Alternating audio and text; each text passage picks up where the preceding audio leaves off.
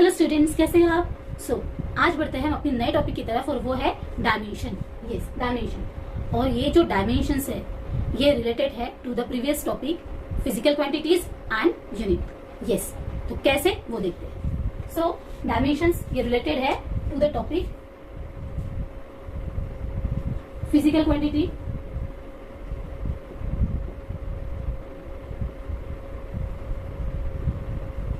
And units. Okay, अब physical quantities हमें पता है टू टाइप्स की होती है, right? So two types of physical quantities कौन कौन सी है? That is fundamental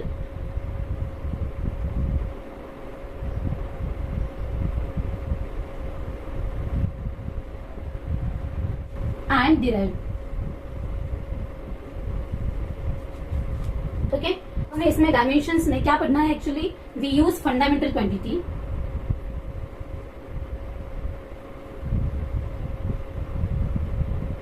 by using fundamental quantities we find out the dimensions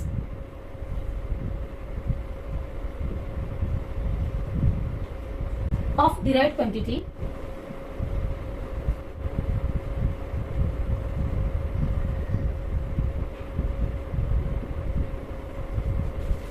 and thereby we find out the units of derived quantity.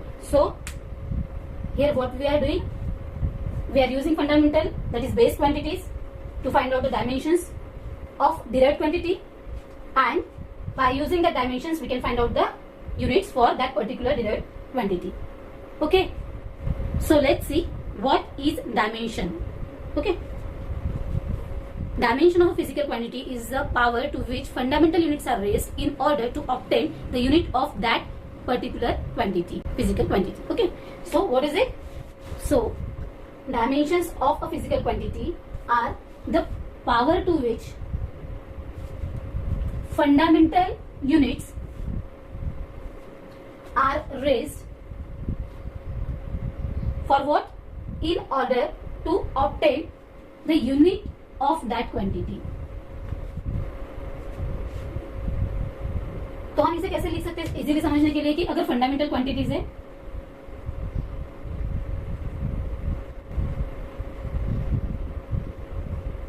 और इसका power लिखा हुआ है। ओके, सो फंडामेंटल क्वांटिटी का पावर की to what power this fundamental और base quantities और base units are raised, और किस लिए? To obtain. इसका आउटपुट क्या होना चाहिए? इसका आउटपुट होना चाहिए to obtain unit of that quantity.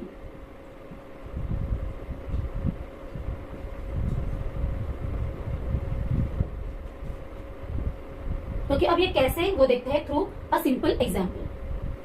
अब देखिए, we know the formula of velocity,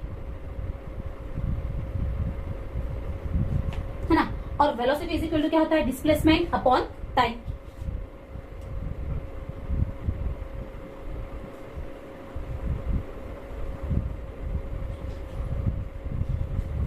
अब डिस्प्लेसमेंट जो है वो अगर हमें मेजर करनी है तो हम कैसे मेजर करेंगे?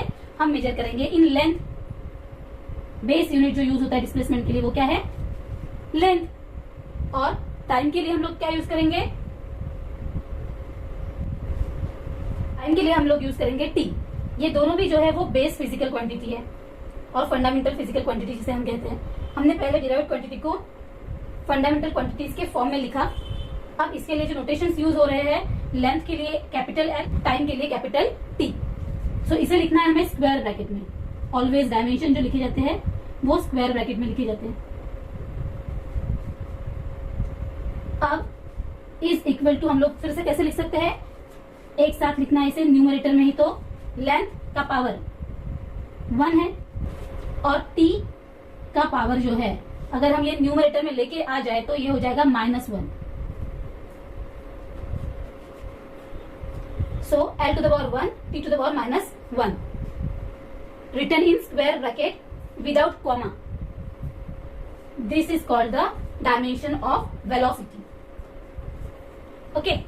So अब इससे अगर हमें यूनिट फॉर्म करना है वेलोसिटी का तो कितना आसान है। देखो, लेंथ को हम मेजर करते हैं मीटर में ऐसा यूनिट अगर फाइंड आउट करना है तो। और टाइम को हम मेजर करते हैं इन सेकेंड इनवर्स, है ना। तो इसे हम लिख सकते हैं मीटर पर second. So this is the unit for velocity. So in this way the dimension can be written और फॉर्म। ये समझ में आ गया कि what is dimension. Dimension is the power to which fundamental units are raised in order to obtain the unit of that particular quantity. As we know, there are 7 fundamental units, and that 7 fundamental units are called as 7 dimensions of physical world. तो ये कौन कौन से है और इसके लिए क्या नोटेशंस यूज होते हैं, क्या सिंबल्स हम यूज करते हैं, वो भी देखते हैं. So these are the fundamental quantities and dimensions notation. So length is denoted by L square bracket में, mass in M, time in T, temperature in K, electric current in ampere, so A, luminous intensity in candela, so CD, and amount of substance in mole. Okay. अब देखते हैं dimensional formula क्या होता है और dimensional equation किसे कहते हैं. सो डायमेंशनल फार्मूला और डायमेंशनल इक्वेशन किसे कहते हैं, ये देखने के लिए हम लोग क्या करते हैं, हम देखते हैं एक example. Suppose we have to find out the dimension of acceleration. So acceleration is equal to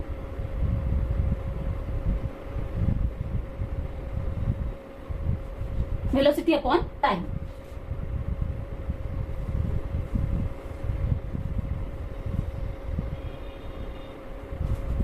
Now what is velocity? Velocity is nothing but displacement upon time.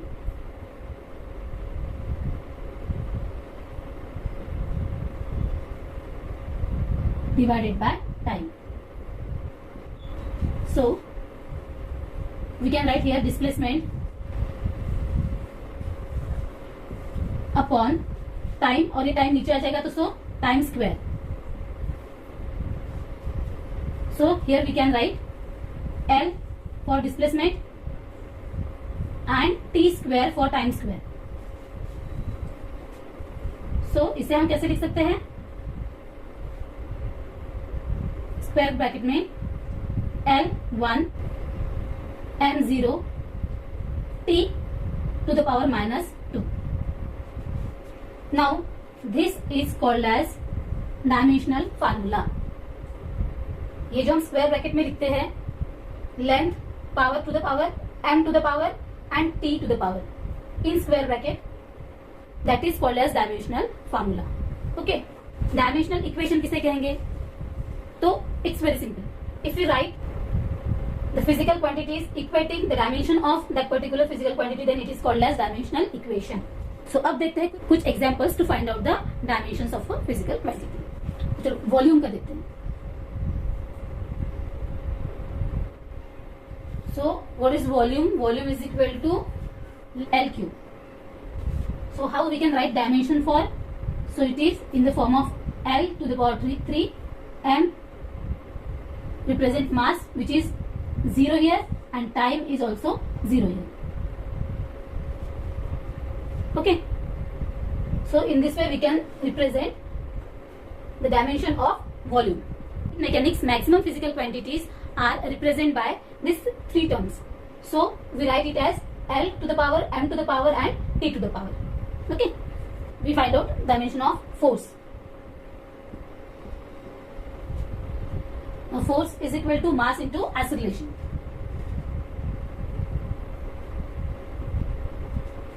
So mass into acceleration is displacement upon time square. Right. So you can write as m to the power 1, displacement L to the power 1 and t to the power minus 2. Time अगर ऊपर चला जाएगा तो हम लिखते हैं उसे to the power minus. So this is the dimension of force. Now dimension of work. So what is work? Work is nothing but force into displacement, right? So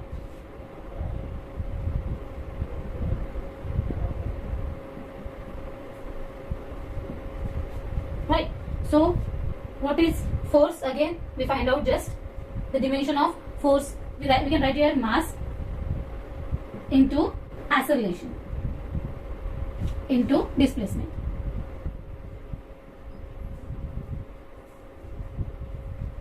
So that is equal to mass into displacement upon time square, okay, into displacement, and that is equal to, we can write here m1 displacement into displacement means L2 and time t to the power minus 2. So this is the dimension of work.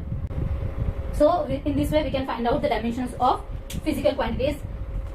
अब इसमें हमने क्या किया है, simple technique. क्या ध्यान में रखना है कि कोई भी इस भी क्वांटिटी का हमें डायमेंशन फाइंड आउट करना है तो उस क्वांटिटी को हम क्या करेंगे, पहले सिंप्लीफाई करेंगे, इन फंडामेंटल क्वांटिटीज के फॉर्म में हमसे लिखेंगे. उसके लिए क्या जरूरी है, हमें जो फॉर्मूलाज है वो याद रखना जरूरी है.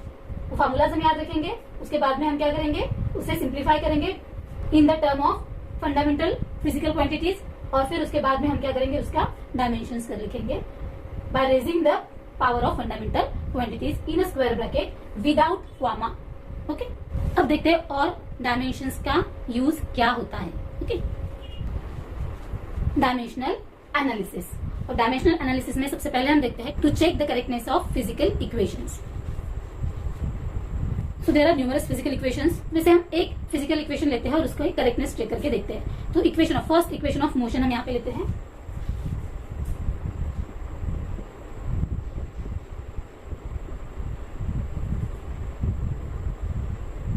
सो हमें पता है फर्स्ट इक्वेशन ऑफ मोशन क्या है, final velocity is equal to initial velocity plus at.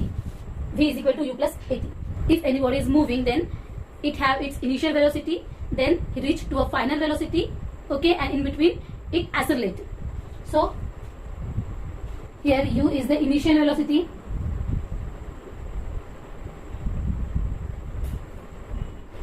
v is final velocity,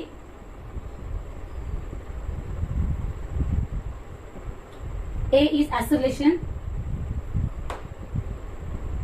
and t is time. Okay, तो ये है फर्स्ट इक्वेशन ऑफ मोशन और इसकी करेक्टनेस जो है वो हम चेक करते हैं. सो अब हम क्या करेंगे, हमें पता है कि कोई भी इक्वेशन में क्या होता है, RHS होता है और LHS होता है, और and we equate it. Okay, so हमें यहाँ पे भी क्या करना है, फाइंड आउट करना है डायमेंशन ऑफ जो है LHS, dimension of each term in RHS, and then if the dimension of LHS is equal to dimension of each term of the RHS, then we can say that the equation is dimensionally correct. Okay, so let's see. So what is the dimension of V? So dimension of V is nothing but the velocity. Okay, so velocity की dimension क्या होगी, displacement upon time.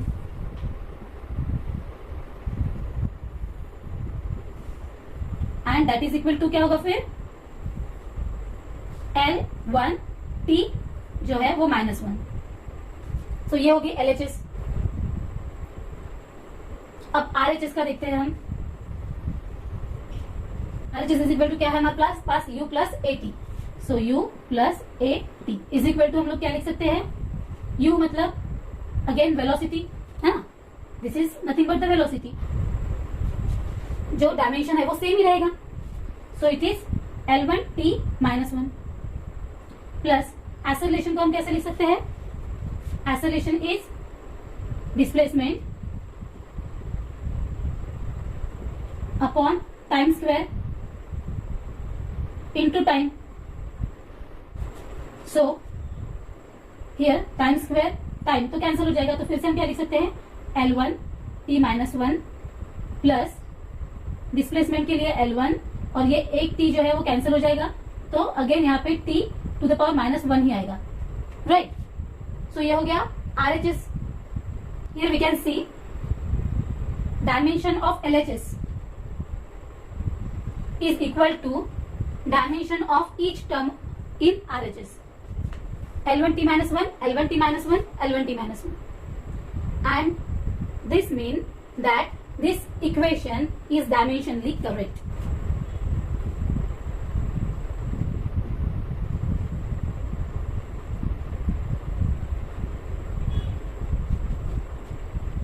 समझ में आया? क्या होना चाहिए?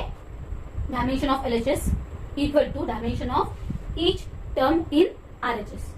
सो equation is dimensionally correct. ठीक है, ये समझ गया? एक बात जो है वो ध्यान में रखिए कि डायमेंशनली करेक्ट इक्वेशन जो है वो जरूरी नहीं है कि करेक्ट प्रूव. ठीक है, सो ये जो डायमेंशनली करेक्ट इक्वेशन है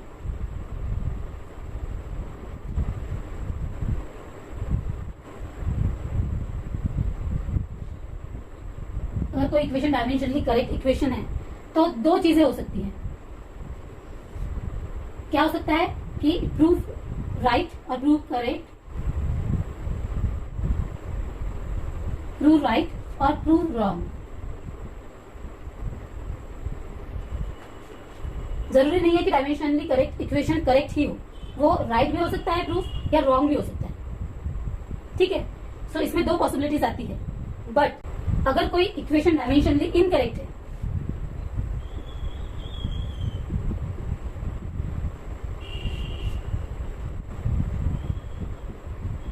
कोई भी इक्वेशन जो है वो डायमेंशनली इनकरेक्ट अगर है तो वो प्रूफ रॉन्ग ही होगा.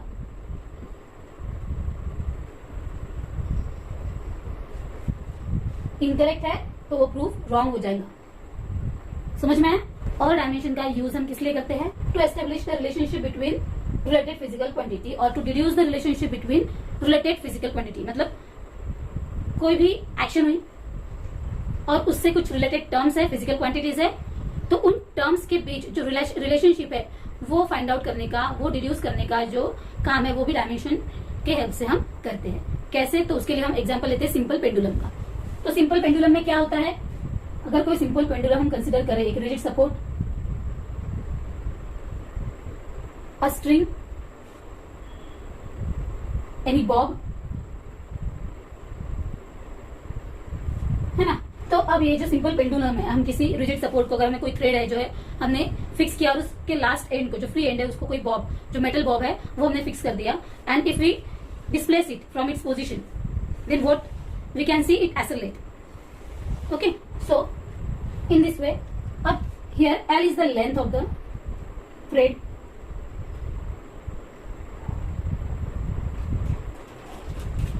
m is the mass. अब हमें पता है कि अगर हम पेंडुलम सपोज करें, ठीक है, तो अगर हम शॉर्ट पेंडुलम, छोटा सा लेंथ ले और बॉब ले और उसे अगर हम एक्सेलरेट करना छोड़ दे तो हमें पता है कि वो कितना टाइम लेता है ऑसिलेट करने के लिए, है ना, वन ऑसिलेशन कंप्लीट करने के लिए. उसी जगह पे हम अगर बहुत लंबा एक थ्रेड जो है वो हमने अगर छत पे टेरिस पे हमने फिक्स कर दिया और वहां से अगर हमने उतनी लेंथ जो हमने थ्रेड की ली और फिर उसके बाद में उस बॉब को हमने डिस्प्लेस किया, तो हमें पता है, हमें फर्क समझ में आता है कि लेंथ है रॉड की वो अफेक्ट कर रही है ना. तो इसी तरह से रिलेटेड टर्म्स क्या है? फिर यहाँ पे लेंथ है, यहाँ मास है हो सकता है बॉब का, उसके बाद में acceleration due to gravity of course which is acting on it, तो acceleration due to gravity g. ये तीन टर्म्स रिलेटेड है जो डिसाइड करेंगे. क्या डिसाइड करेंगे? Time period. और टाइम पीरियड ऑफ ऑसिलेशन क्या होता है? टाइम पीरियड पता है ना? टाइम पीरियड ऑफ ऑसिलेशन क्या होगा? अगर ये सेंटर है तो इसे हम मीन पोजीशन बोलते हैं और यहाँ कहीं तो भी एक्सट्रीम पोजीशंस रहेंगे. So if we displace this तो क्या होगा? ये यहाँ से पहले यहाँ जाएगा, फिर वापस मीन पोजीशन पे आएगा, फिर एक्सट्रीम पे जाएगा, फिर मीन पे आएगा. ठीक है, तो ये कंप्लीट वन ऑसिलेशन कंप्लीट करने के लिए जो समय लगता है उसे हम कहते हैं टाइम पीरियड ऑफ ऑसिलेशन. ठीक है, तो ये time period of oscillation depend करेगा रिलेटेड टर्म्स पे, डिपेंड कर सकता है, लेंथ पे कर सकता है, मास पे कर सकता है, and acceleration due to gravity पे कर सकता है. तो हम देखते हैं हम क्या कह सकते हैं यहाँ पे रिलेशन अगर लिखना है तो this time period T is directly proportional to length of the thread और string, mass and acceleration due to gravity. Okay, or otherwise we can write t is equal to some constant, proportionality constant which is dimensionless.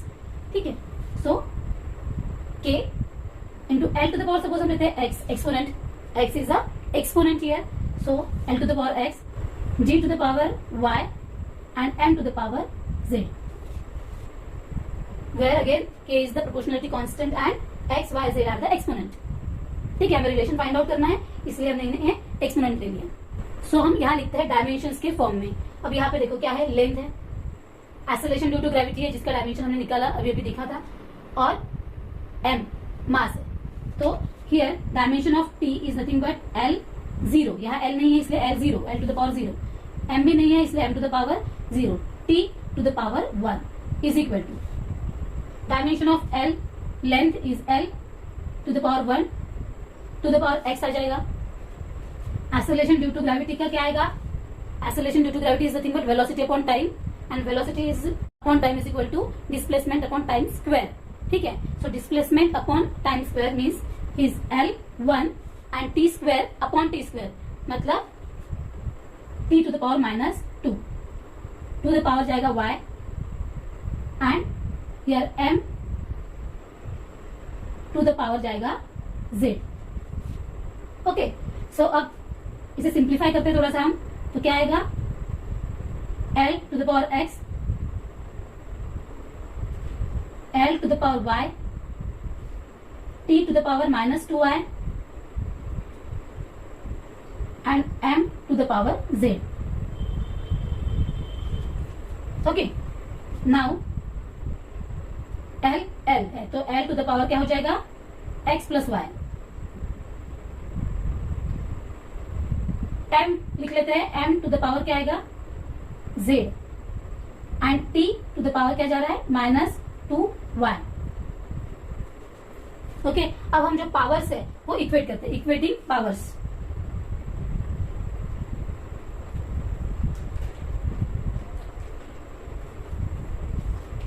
Of LHS and RHS,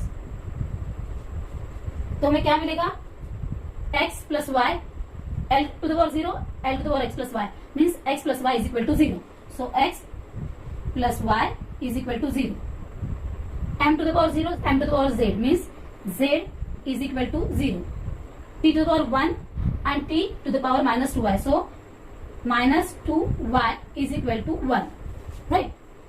so y is equal to easily calculate कर सकते हैं हम इससे, है ना। y is equal to क्या calculate कर सकते हैं, y इज इक्वल टू -1/2। ठीक है, नाउ अगर वे y की वैल्यू हम x प्लस y में डालें तो क्या आएगा, x plus in bracket -1/2 is equal to 0, that is x is equal to 1/2, है ना। आ गया, अब x इज इक्वल टू 1/2 मिल गया हमको, y is equal to -1/2 and z is equal to 0। तो z 0 मीन्स मास जो है वो नहीं है यहाँ पे। तो हम लोग इसे कैसे रिलेट कर सकते हैं, इसमें अगर हम पुट करें इस इक्वेशन में,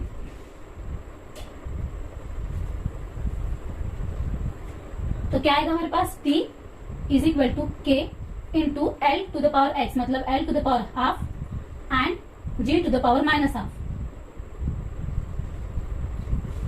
m to the power 0 means m is not there. Okay, so that is equal to, we can write k into under root of L by g. ठीक है, तो this is the equation of time period of simple pendulum. Okay, इसे भी constant की जो value है, proportionality constant की जो वैल्यू है वो डायमेंशनल एनालिसिस से हम फॉर्म नहीं करते, वो एक्सपेरिमेंटली कैलकुलेट हुई है और वो है 2 pi. So the equation is t is equal to 2 pi under root of L by G. In this way, we can establish relationship between related physical quantities. Okay.